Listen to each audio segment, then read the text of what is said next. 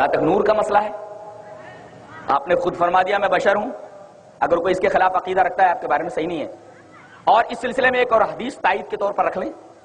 حدیث اس طرح وعن عائشہ رضی اللہ تعالی عنہا قالت قال رسول اللہ صلی اللہ علیہ وسلم خلقت الملائکۃ من نور وخلق الجان من مارج من نار وخلق آدم مما اوصف لكم رواہ مسلم فی کتاب الزہد. حضرت امام مسلم اس حدیث پاک کو ایسے کتاب الزہد کے اندر لائے. کتاب الزہد کے اندر یہ حدیث موجود ہے حضرت عائشہ رضی اللہ تعالی عنہا سے.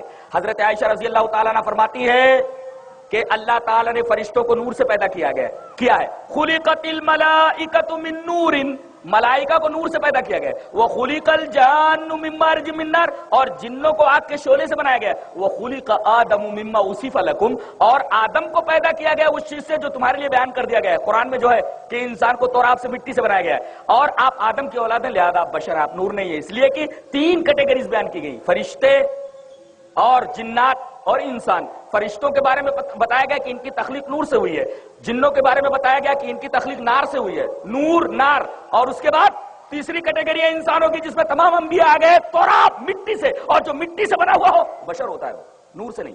اس لیے کہ کیٹیگریز 3 ہیں، نور، نار، تراب. الگ الگ کیٹیگریز، اس کو اس میں، اس کو اس میں، اس کو اس میں داخل نہیں کیا جا سکتا. الگ الگ کیٹیگریز. یہ تو ایسے ہوا مرد کو عورت بنا دینا، عورت کو مرد بنا دینا،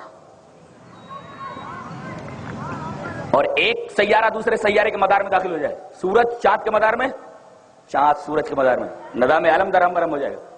ہر ایک کی کیٹیگریز ہیں، الگ الگ آربٹ ہیں جی.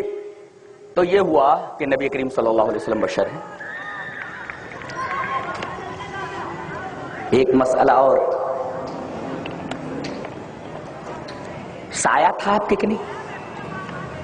سایہ تھا کہ نہیں؟ سایہ تھا. دلیل اس طرح وعن عائشہ رضی اللہ تعالی عنہ ان رسول اللہ صلی اللہ علیہ وسلم كان في سفر له فاتل بعير لصفیہ فقال رسول لها رسول الله صلی اللہ علیہ وسلم ان بعيرا لصفیہ وفي ابل زینب فضل فقال لها رسول الله صلی اللہ علیہ وسلم ان بعيرا لصفیہ تل فلو اعطيتها بعيرا من ابلك فقالت انا اوتی تلك اليهودیہ قال فتركها رسول الله صلى الله عليه وسلم ذا الحجة والمحرم شهرين او ثلاثة لا ياتيها قال حتى يئست منه وحولت سريري قالت فبينما انا يوما بنصف النهار فاذا انا بظل رسول الله صلى الله عليه وسلم مقبل رواه احمد في مسنده.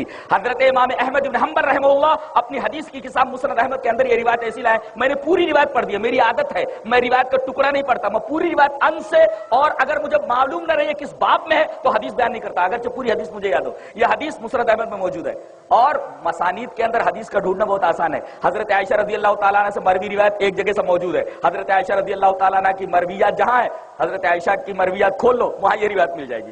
مسانید میں حدیثوں کا ڈھونڈنا بڑا آسان ہے. بخاری، مسلم، ابن ماجہ وغیرہ میں ذرا ٹف ہے، حدیث کہاں ہے ڈھونڈنے میں مشکل ہے، لیکن مسند کے اندر ڈھونڈنے میں بڑی آسانی ہے. نام دیکھ لو اور نام کے اندر تمام مرویات، حضرت عائشہ رضی اللہ تعالیٰ عنہ کا نام دیکھ لو اور جتنی مرویات ہیں ایک جگہ جمع ہے. تو مسند احمد کھولو، مرویات عائشہ رضی اللہ تعالیٰ عنہ دیکھ لو، وہاں یہ روایت مل جائے گی حضرت عائشہ رضی اللہ تعالیٰ. ہوا کیا، نبی کریم صلی اللہ علیہ وسلم جب سفر میں جاتے تو کوئی بیوی آپ کے ساتھ ہوتی. ایک سفر میں 2 بیویاں آپ کے ساتھ ہیں، ایک تو حضرت زینب ہیں اور دوسرے وہ ایک یہودی تھا نہیں، ہوئی ابن اخطب. جنگ خیبر کے موقع پر نبی کریم صلی اللہ علیہ وسلم نے اس کی بیٹی حضرت صفیہ بنت ہوئی ابن اخطب جو یہودی خاندان سے ہیں وہ مسلمان ہوئی اور ازواج مطہرات میں شامل ہوئی، آپ نے ان سے نکاح فرمایا. یہ بھی آپ کے ساتھ ہیں. اچانک کیا ہوا، چلتے چلتے حضرت صفیہ رضی اللہ تعالیٰ عنہ کا اونٹ تھک کر بیٹھ گیا. تلّا کا مطلب ہوتا ہے تھک کر بیٹھ جانا. وفی ابل زینب فضل، اور حضرت زینب رضی اللہ تعالیٰ عنہ جو آپ کی بیوی ہے جو ساتھ میں ہے دوسری، ان کے پاس ایک فاضل اونٹ تھا. تو نبی کریم صلی اللہ علیہ وسلم ان کے پاس آئے اور کہا کہ زینب ان بعیر لصفیہ تلّا، ارے دیکھو صفیہ کا اونٹ تھک کر بیٹھ گیا ہے، پارو کتنا بھی اٹھتا نہیں ہے، بہت تکلیف ہے، اور سواری کر کے اس کو لے جانا بہت تکلیف کا باعث ہے، اور تمہارے پاس فالتو اونٹ ہے دے دو اس کو. سوکن ہوتی ہے چاہے نبی کی بیوی کی ہو. کہنے لگے فقالت انا اوتی تلک الیہودیہ، میں اس یہودیہ کو اپنا اونٹ دوں گی، میں اس یہودیہ کو اپنا اونٹ دوں گی. راوی کہتے ہیں کہ نبی کریم صلی اللہ علیہ وسلم کو بہت برا لگا. فَتَرَكَهَا رسول اللہ صلی اللہ علیہ وسلم ذَا الْحَجَّةِ وَالْمُحَرَّمَ شَهْرَيْنِ أَوْ ثَلَاثَةً لَا يَأْتِيهَا. نبی کریم صلی اللہ علیہ وسلم جب واپس آئے تو حضرت زینب کے پاس جانا چھوڑ دیا. راوی کہتے ہیں کہ 2 مہینے یا 3 مہینے شک ہے. محرمہ ذَا الْحَجَّةِ وَالْمُحَرَّمَ شَهْرَيْنِ أَوْ ثَلَاثَةً 2 مہینے یا 3 مہینے لا يَأْتِيهَا آپ ان کے پاس نہیں آتے تھے. یہاں تک کہ حضرت زینب مایوس ہو گئی. حَتَّى يَئِسْتُ مِنْهُ حضرت زینب فرماتی ہے میں تو آپ سے مایوس ہو گئی تھی کہ اب میرے پاس نہیں آنے والے ہیں. کتنی بڑی غلطی میں نے کر دی, خواہ میں اونٹ دے دی ہوتی. نبی کریم صلی اللہ علیہ وسلم اسی وجہ سے مجھ سے ناراض ہو گئے. اور جس کھاٹ پر آپ بیٹھتے تھے وہ کھاٹ انہوں نے کھڑی کر دی. وَحَوَّلْتُ سَرِيرِي اور میں نے وہ کھاٹ جس پر نبی آ کر میرے کمرے میں بیٹھتے تھے میں نے وہ کھٹیا کھڑی کر دی تاکہ کوئی جس کھاٹ کے اوپر میرا نبی بیٹھتا کوئی دوسرا نہ بیٹھے. انہوں نے کھاٹ کھڑی کر دی. وَحَوَّلْتُ سَرِيرِي میں نے وہ کھاٹ کھڑی کر دی. کہتی ہیں کہ ایک دفعہ میں دوپہر کے وقت دروازے کے پاس کھڑی ہوئی تھی, بالکل اچانک دوپہر کا وقت تھا, چلچلاتی دھوپ تھی, میری نگاہ سڑک پر گئی گھر کے سامنے. دیکھا کہ ایک سایہ زمین پر پڑا ہوا ہے, آ رہا ہے. میں نے کہا کہ اتنی گرمی کے عالم میں زمین پر کس کا سایہ پڑ رہا ہے, کون آ رہا ہے ادھر سے.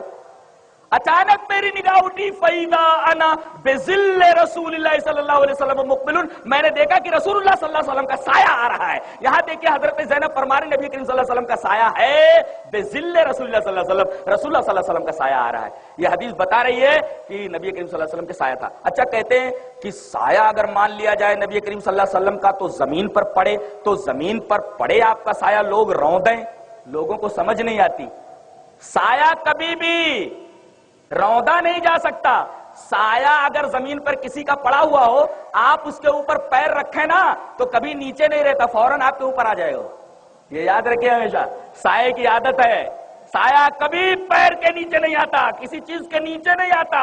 آپ کسی کے سائے کے اوپر پیر رکھیں سایہ فوراً پیر کے اوپر آ جائے گا, وہ نیچے نہیں رہتا. وہ اسی وجہ سے اللہ تبارک و تعالیٰ نے سائے کو باس بادل موت کی دلیل بنایا ہے, معمولی نہیں سایہ. اللہ اکبر, باس بادل موت کی دلیل بنایا جگہ جگہ, پھر کبھی انشاءاللہ بیان کریں گے.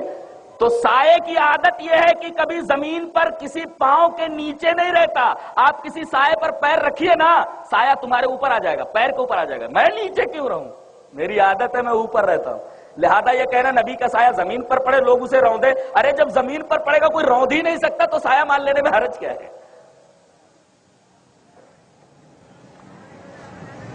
ایک صاحب کہنے لگے کہ وہ مسلم شریف میں ہے کہ رفع الیدین نہ کرو. میں نے کہا رفع الیدین نہ کرو, یہ کہاں ہے؟ بولنے لگے وہ نبی نے کہا نہیں, اسکنوا فی الصلاۃ, نماز میں ساکن رہو اور گھوڑوں کے دم کی طرح اپنے ہاتھ نہ ہلاؤ. دیکھو نبی نے کہا گھوڑے کے دم کی طرح اپنے ہاتھ مت ہلاؤ, رفع الیدین منع کر دیا گیا. میں نے کہا اللہ کے بندو تمہیں یہ سمجھ آتی ہے کہ گھوڑا دم کیسے ہلاتا ہے؟ ایسے ایسے ہلاتا ہے کہ ایسے ایسے ہلاتا ہے؟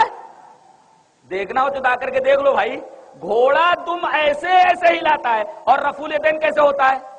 ایسے ایسے ہوتا ہے رفع الیدین.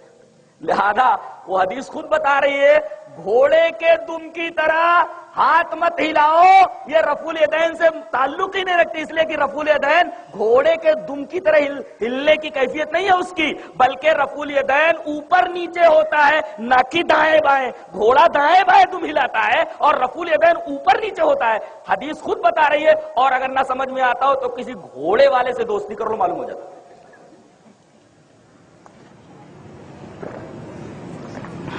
تو نبی کے سایہ بھی تھا, اور وہ اعتراض کی سایہ زمین پر پڑے لوگ روندیں گے, اس شبہے کا بھی جواب میں نے دے دیا.